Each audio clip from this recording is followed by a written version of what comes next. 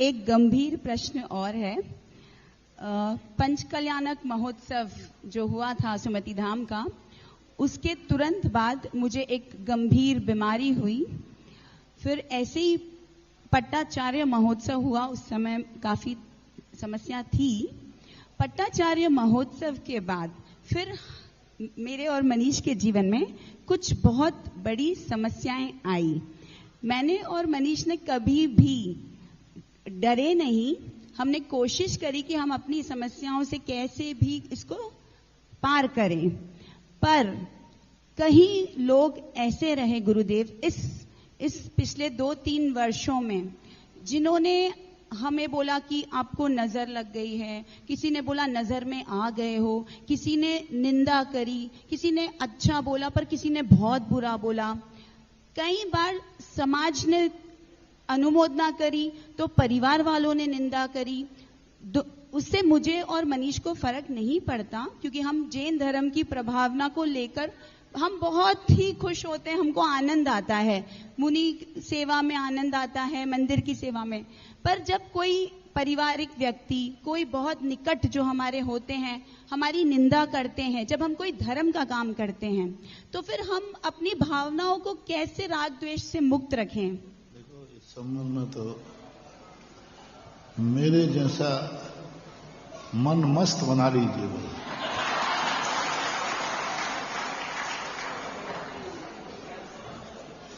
देखो, जो व्यक्ति कुछ अच्छा करेगा उसकी आलोचना नहीं हुई तो फिर उसने अच्छा कार्य क्या किया? अच्छा कार्य क्या? मैं तो बड़ा खुश हूं। और अपने लोग ही निंदा करते हैं, पराये लोग नहीं करते। कभी भी होता है निंदा, कभी पराया नहीं करता। जो अपने होते हैं उन्हीं को निंदा करते हैं, अपने लोगों को ही जलन होती है। बहुत अच्छी, मैं एक चाणक्य की एक बहुत अच्छी नीति है। चाणक्य और चंद्रगुप्त जा रहे थे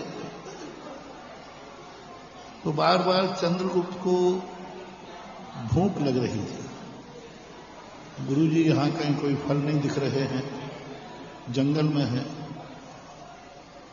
तो चाणक्य बार बार चंद्रगुप्त से कहते थे नीचे देख के चलो, और चंद्रगुप्त यहां वहां देख रहे थे कि कोई फल वाला पेड़ दिख जाए तो छाया भी मिल जाएगी, फल भी मिल जाए। और चंद्रगुप्त बार बार कह रहे थे यहां वहां मत देखो, गड्ढे में गिर जाओगे, पत्थर लग जाएगा, कांटा लग जाएगा, नीचे देख के चलो। तो चंद्रगुप्त नीचे देखने लगे। चाणक्य चलते गए और चलते चलते चलते एक पेड़ के नीचे देखते कहते हैं चाणक्य, चंद्रगुप्त यहीं रुक जाओ, इस पेड़ में बहुत फल लगे हैं, ये पेड़ फल वाला है। गुरुजी, आपने तो ऊपर आंख उठा के देखा ही नहीं, आपने आंख उठा के देखा ही नहीं कि इनमें फल है कि नहीं, आपको अंतर्यामी है क्या? आप होते हैं? बोले नहीं चंद्रगुप्त, मुझे कोई ज्ञान नहीं है। तो आपने कैसे कह दिया? आप तो नीचे देख के चल रहे हैं। बोले इस पेड़ के नीचे पड़े हुए पत्थर बता रहे हैं कि ये पेड़ में फल जरूर है, क्योंकि उसी पेड़ के नीचे पत्थर पड़े रहते हैं जिस पेड़ में फल है। बोलो कितनी अच्छी नीति है। इसलिए जिसकी जितनी ज्यादा बुराई हो रही है, समझ लेना वही वही कुछ ना कुछ माल है।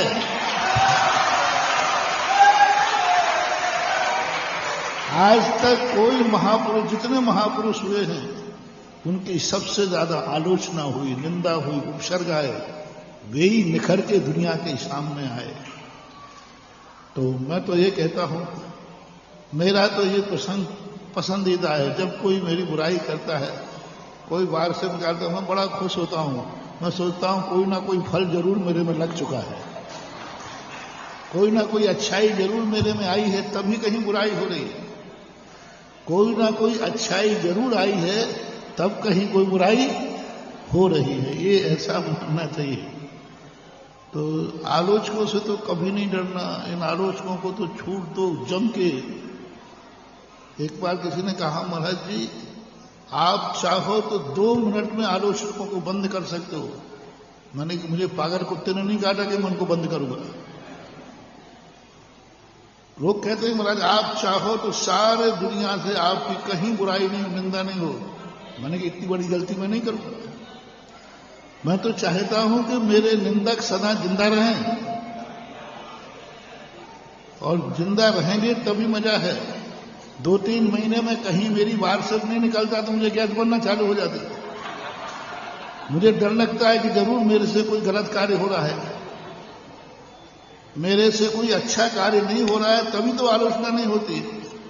इसलिए आलोचना तो ये स्वभाव है अच्छे लोगों के लिए। बस वो पत्थर तुम ध्यान रखो, उसी पेड़ पर पत्थर मारते हैं लोग जिस पेड़ में फल होते हैं। सारे जगत के लिए यह उदाहरण सबसे बड़ा उदाहरण है। बस ऐसा।